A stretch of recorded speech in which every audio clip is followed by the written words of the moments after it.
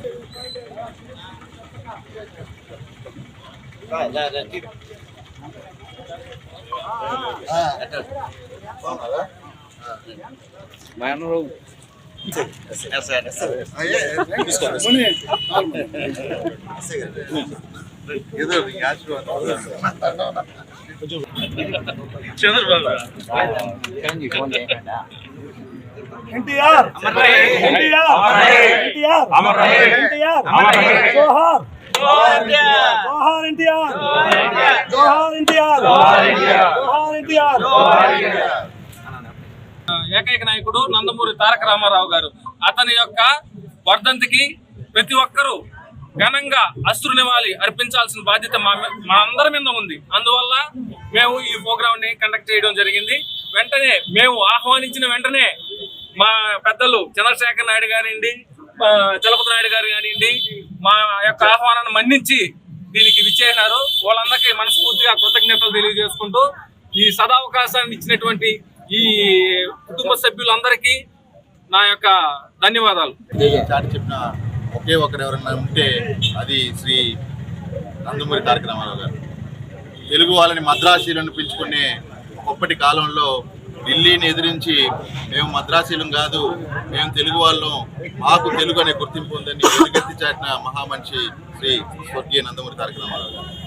పటేల్ పట్వారీ వ్యవస్థని మరియు మహిళలకు ఆస్తిలో సమాన హక్కుని, బడుగు బలహీన వర్గాలు అంటే బీసీల ఉన్నతి కోసం చేసిన ఒకే ఒక వ్యక్తి మన స్వర్గీయ నందమూరి తారక రామారావు గారు.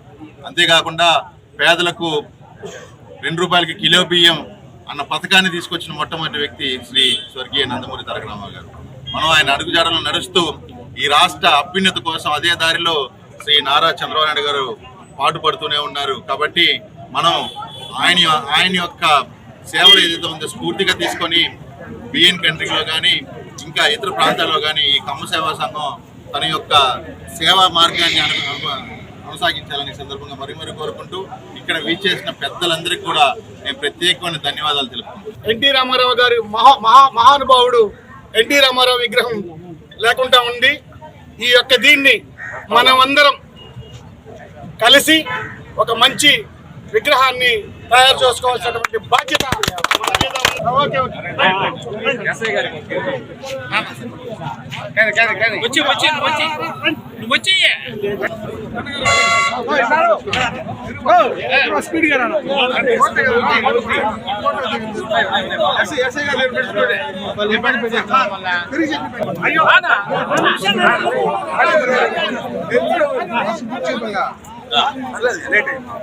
లేట్ కాదు